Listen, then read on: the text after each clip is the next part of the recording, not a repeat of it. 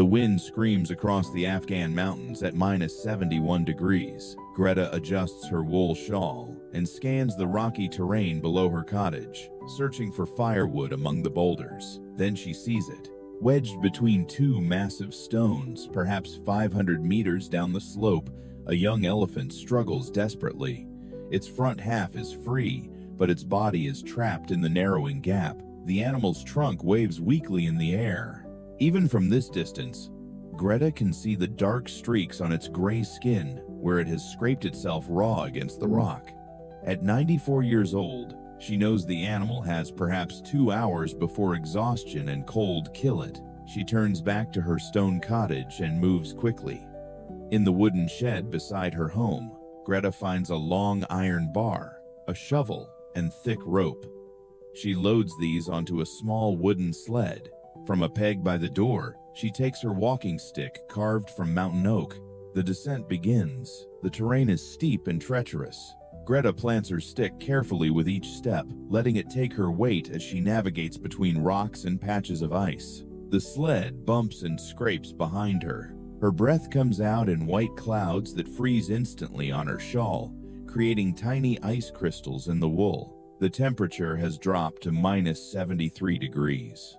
After 25 minutes of careful descent, she reaches the trapped elephant. Up close, the situation is worse than she thought. The young animal, no more than 2 years old, has wedged itself into a V-shaped gap between boulders. Its body is stuck at the widest part of its torso.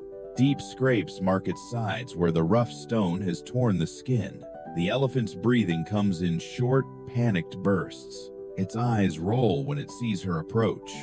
Greta speaks in low, steady tones as she circles the rocks. Each boulder is taller than 2 men and impossible to move. The elephant is too large to pull backward through the gap. But beneath the larger boulder, the ground dips slightly, creating a shallow depression. If she can deepen that depression, the elephant might lower itself enough to slip through. She begins digging. The shovel blade strikes frozen earth that feels like iron. Greta drives it down, rocks the handle back and forth to break the frozen soil, then lifts and tosses the dirt aside. Her shoulders burn. Sweat forms beneath her layers despite the brutal cold. She pauses only to catch her breath, then continues. Scrape, rock, lift, toss. Scrape, rock, lift, toss. The elephant watches her with those enormous eyes, occasionally reaching its trunk toward her, then pulling back. Greta keeps digging. After nearly an hour of hard work, she has created a trench beneath the larger boulder, perhaps 15 centimeters deep and a meter long. Not much, but it might be enough. She takes the iron bar and wedges the end beneath the boulder, positioning a smaller rock as a fulcrum point. Greta leans all her weight onto the bar, pushing down. The boulder resists, then shifts upward with a grinding sound. 3 centimeters, maybe 4. Small stones tumble into the trench. She holds the bar in place, muscles trembling. With her free hand, Greta loops the rope around the elephant's front legs, tying knots her father taught her 70 years ago. The elephant flinches but does not fight. She secures the other end of the rope to a sturdy juniper tree growing from the rocks upslope. The rope stretches taut between the tree and elephant. Greta releases the iron bar and moves behind the animal. She places both hands against its hindquarters and pushes while making soft clicking sounds with her tongue. The elephant's muscles bunch beneath her palms. The animal pulls forward tentatively, testing the resistance. Nothing happens at first. The elephant strains against the rope. Greta pushes with her shoulder braced against warm elephant skin. The rope creaks under tension. Then, slowly, the elephant begins to move. Its body scrapes against stone with a sound that makes Greta wince, but it is moving forward, lowering into the trench she dug. The elephant pulls harder. Its front hooves find purchase on the rocky ground. With a sudden lurch and a spray of loose pebbles, the animal breaks free. It stumbles forward 3 steps, legs shaking, then stops. For a long moment, the elephant stands perfectly still, as if not quite believing it is free. Then, it turns to face Greta, The young elephant's trunk extends, moving slowly toward her face.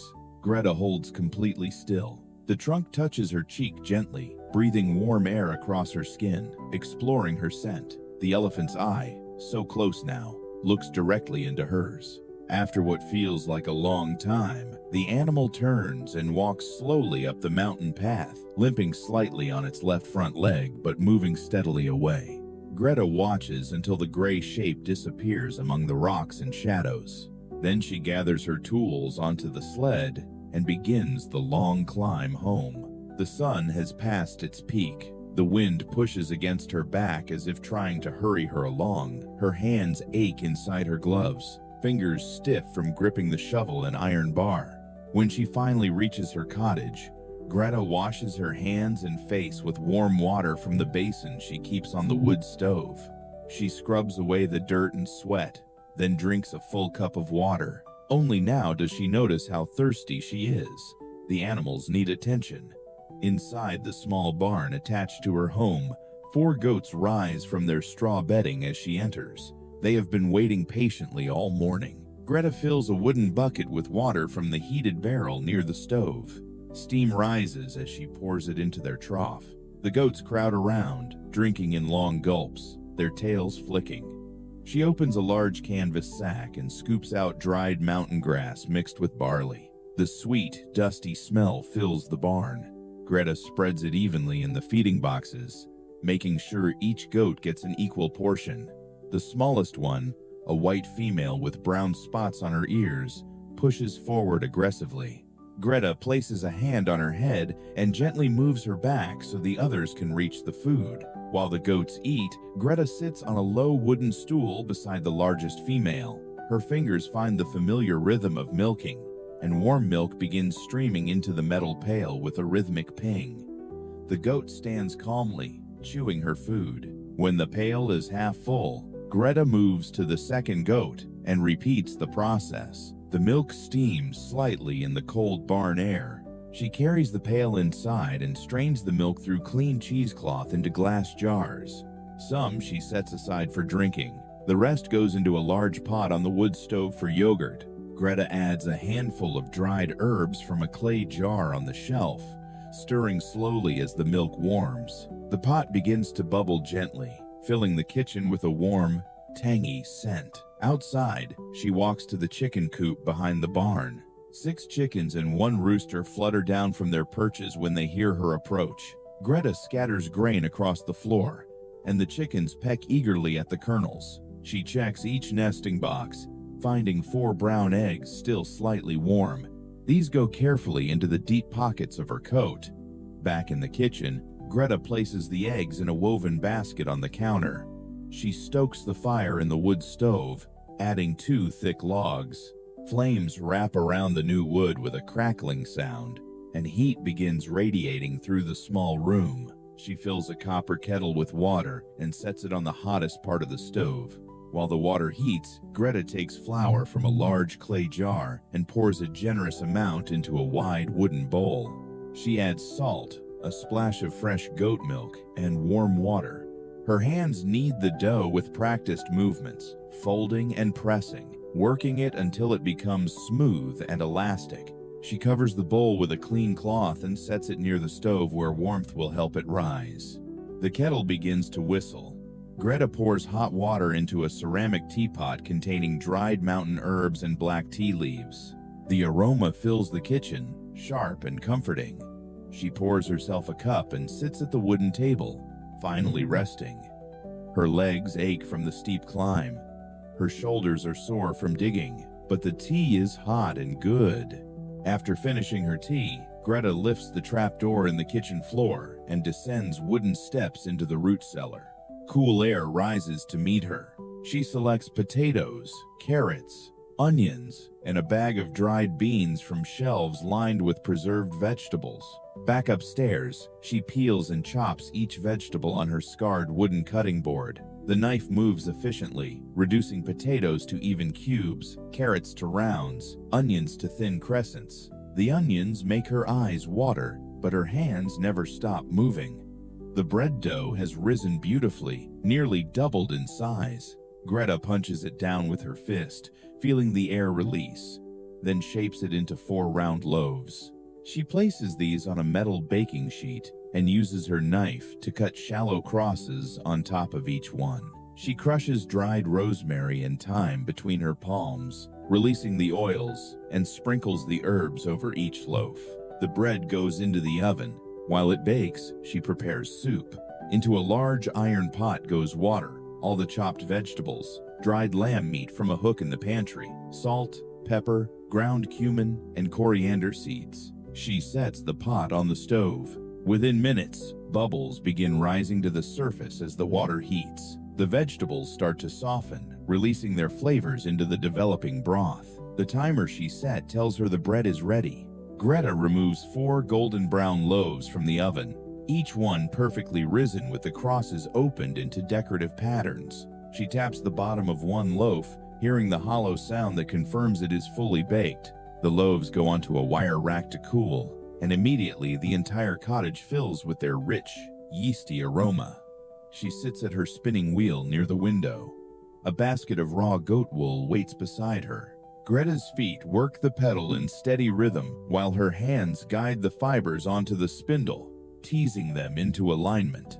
The wheel hums softly. Slowly, the fluffy, raw wool transforms into strong, even thread that winds around the spindle. She glances up from her work and freezes.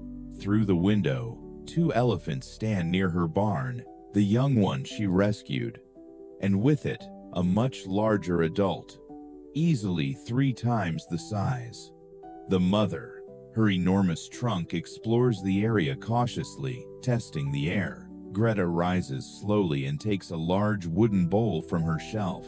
She fills it with water, then adds chunks of the fresh bread she just baked and generous scoops of the vegetables from her simmering soup. The bowl is heavy as she carries it outside.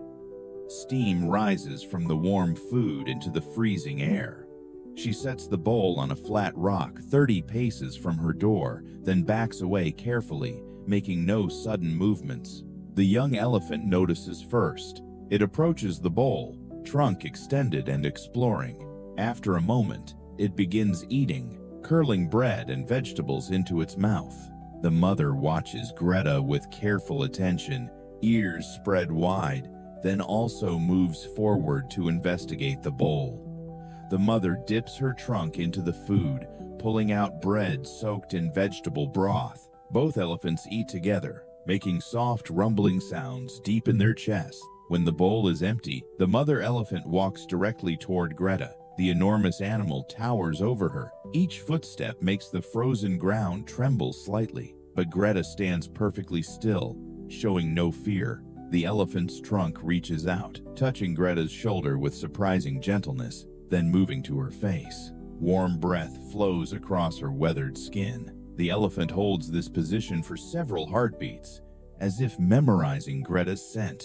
Then, both elephants turn and walk back down the mountain path, their gray forms gradually disappearing into the rocky landscape. Greta stands watching until they vanish completely. Then she retrieves the empty bowl and returns inside. Dusk is falling now. She lights oil lamps around the cottage, trimming each wick and adjusting the flame height. Their warm glow pushes back the gathering darkness in the corners. The soup has been simmering for hours and is ready. Greta ladles a generous portion into a ceramic bowl. The vegetables have become perfectly tender, the potatoes beginning to dissolve and thicken the broth. The lamb has fallen into soft, flavorful strands. She sits at her table with the soup and a thick slice of bread. The bread's crust cracks under her knife, revealing the soft interior. She spreads fresh goat butter on it, watching the butter melt into the warm bread. The first spoonful of soup is perfect, rich with layers of lamb and spices. She eats slowly, savoring each bite, using the bread to soak up the flavorful broth. After dinner, Greta tends to the animals one final time before full darkness. The goats are settled in their straw bedding, lying close together for warmth. She gives each one a small handful of dried apricots. They eat the sweet fruit eagerly, lips working around each piece. In the chicken coop, the birds are already roosting, heads tucked under wings, feathers fluffed against the cold that will deepen through the night. She carries 2 heavy buckets of water from her well and pours them into the heated barrel in the barn. This will ensure the animals have unfrozen water when morning comes. Outside, she pauses to look up. The stars are brilliant overhead, sharp and cold points of light in the clear mountain air. The temperature has dropped to -74 degrees. Back inside, Greta banks the fire in the stove, carefully arranging the coals and adding 1 large log that will burn slowly through the night, keeping the cottage warm. She pours the remaining soup into glass jars for tomorrow's meals, sealing each one. The yogurt she started earlier has set perfectly, thick and pleasantly tangy. She transfers it into smaller containers and stores them in the cool pantry, where they will keep for several days. At her small wooden desk, Greta opens her leather-bound journal and writes by lamplight. Her handwriting remains careful and steady despite her age.